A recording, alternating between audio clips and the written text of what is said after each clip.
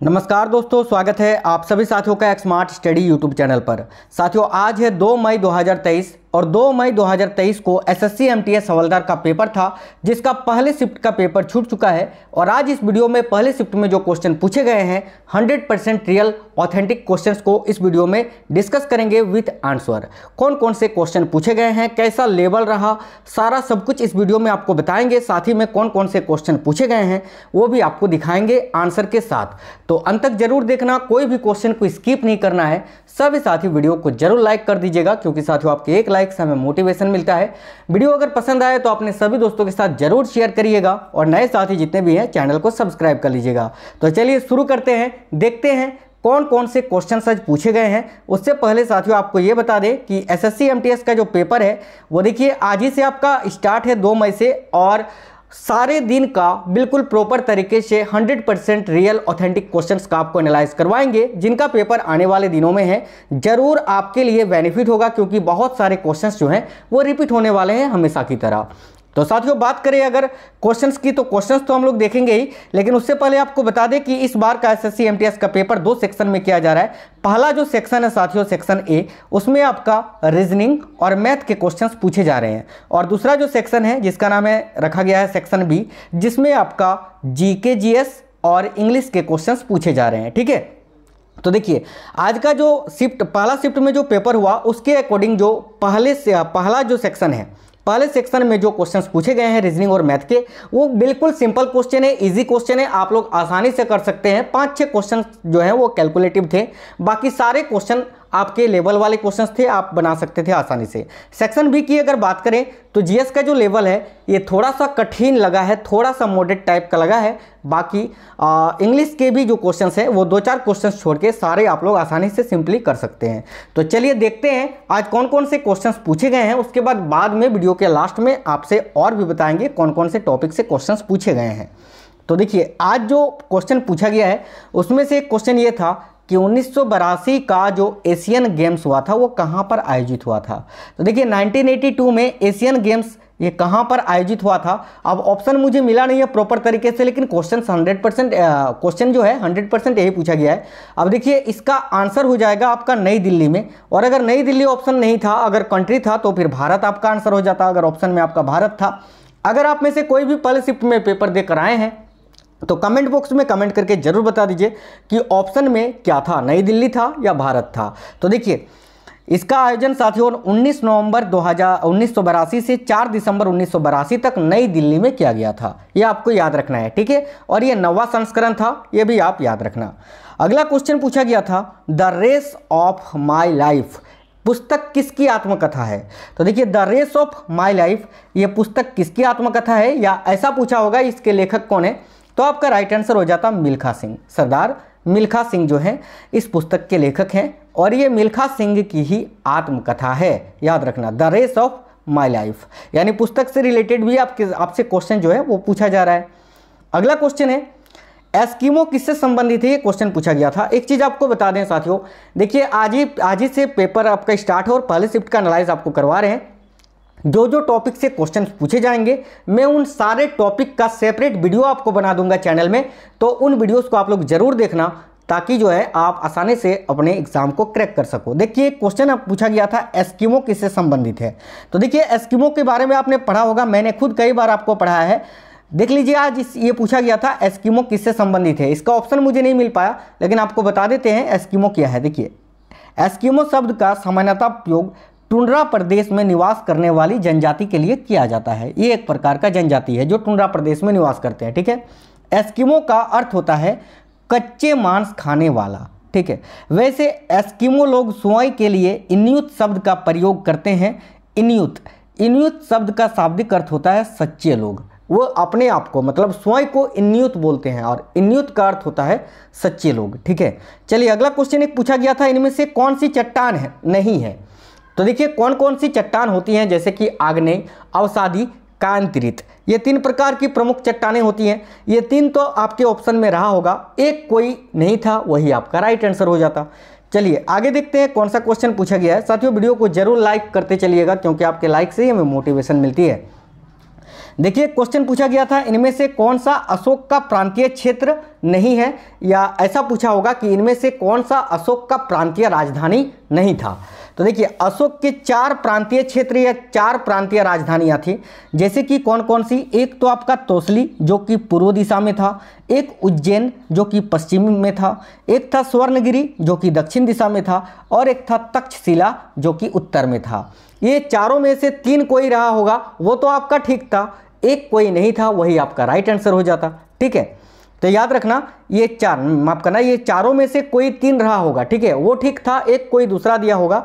देखिए उज्जैन, स्वर्णगिरी, तक्षशिला और आपका तोसली, ये 4 अशोक के प्रांतीय राजधानी थे। अब इनमें से जो भी एक नहीं था या जो थे वो तो ठीक था, एक कोई दूसरा दिया हुआ था, वही आपका राइट आंसर हो जाता।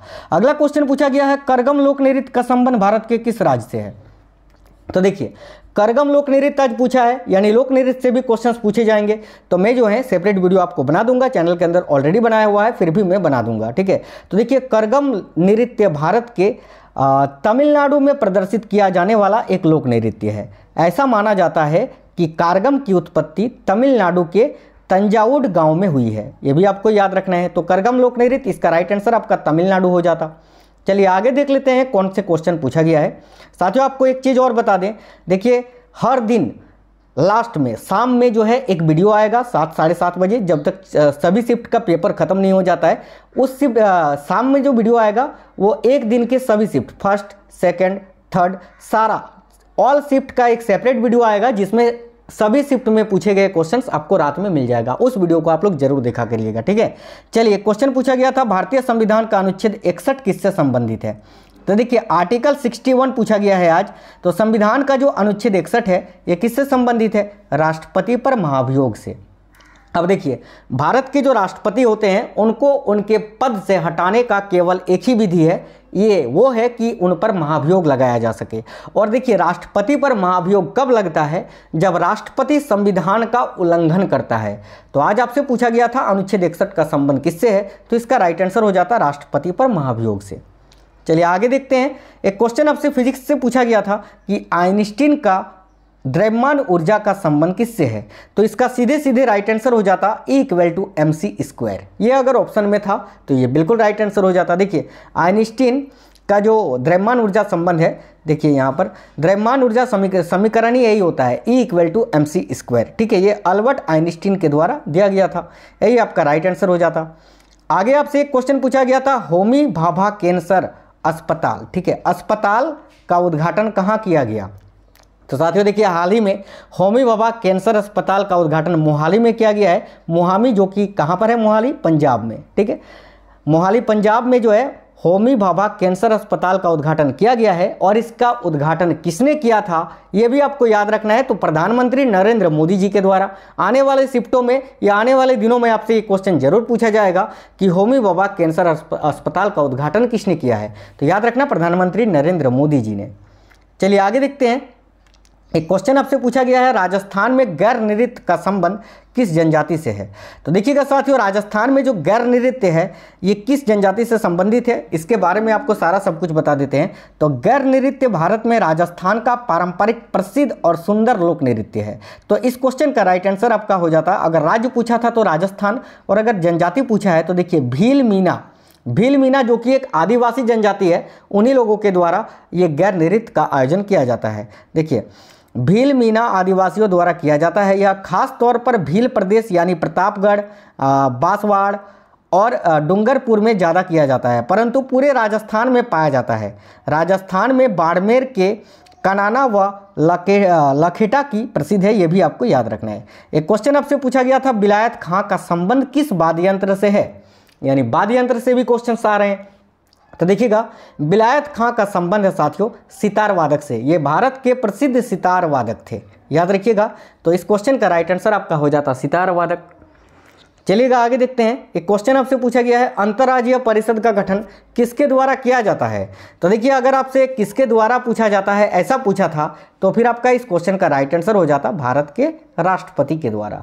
एक चीज आपको और याद रखना है, अगर आपसे ऐसा पूछा था कि अंतर्राज्यीय परिषद का गठन संविधान के किस अनुच्छेद के अंतर्गत किया जाता है, अगर अनुच्छेद आपसे पूछा था तो अनुच्छेद राइट आंसर हो जाता 263। ये आप याद रखिए, आपसे आने वाले शिफ्ट में जरूर पूछा जाएगा। कल ही मैंने एक वीडियो आपको प्रोवाइड कराया था एसएससी एमटीएस के लिए एक्सपेक्टेड क्वेश्चन साथियों, जिसमें आपको जो है पूरे 100 क्वेश्चन कराए हैं जीके जीएस का, उसी में ये क्वेश्चन था और देखो आज आ भी गया। अगर आप लोगों ने उस वीडियो को देखा था आपने तो ये क्वेश्चन आप लोग आसानी से आज कर सकते थे। तो अनुच्छेद 263 आपको याद रखना है, अंतर्राज्यीय परिषद का गठन जो है अनुच्छेद 263 के अंतर्गत और भारत के राष्ट्रपति के द्वारा की जाती है। एक क्वेश्चन आपसे पूछा गया था, कांग्रेस का पहला अधिवेशन कहां पर आयोजित हुआ था। तो ये बड़ा ही सिंपल क्वेश्चन था। देखिए, कांग्रेस की स्थापना कब हुई थी, तो साथियों 28 दिसंबर 1885 में। किसके द्वारा, तो A.O. ह्यूम के द्वारा किया गया था। पहले अध्यक्ष कौन थे, तो व्योमेश चंद्र बनर्जी। लेकिन आज पूछा गया था कि कांग्रेस का पहला अधिवेशन कहां पर आयोजित किया गया था, तो बॉम्बे आपका राइट आंसर हो जाता। बॉम्बे में, मुंबई को पहले बॉम्बे के नाम से जाना जाता था, तो बॉम्बे में ही कांग्रेस का पहला अधिवेशन आयोजित हुआ था 28 दिसंबर 1885 को, जिस दिन कांग्रेस की स्थापना हुई थी। किसने की थी, तो A.O. ह्यूम ने। ठीक है, तो साथियों आज के पहले शिफ्ट में जीके जीएस के मुझे इतने ही क्वेश्चंस मिले हैं। अब देखिए, रात में जो वीडियो आएगा जिसमें सारे शिफ्ट ऑल शिफ्ट के क्वेश्चंस का एक सेपरेट वीडियो होगा, उसमें आपको साथियों सारे क्वेश्चंस एक साथ करवाएंगे सारे सब्जेक्ट के। तो उस वीडियो को आप लोग डेली जरूर देखा करिएगा।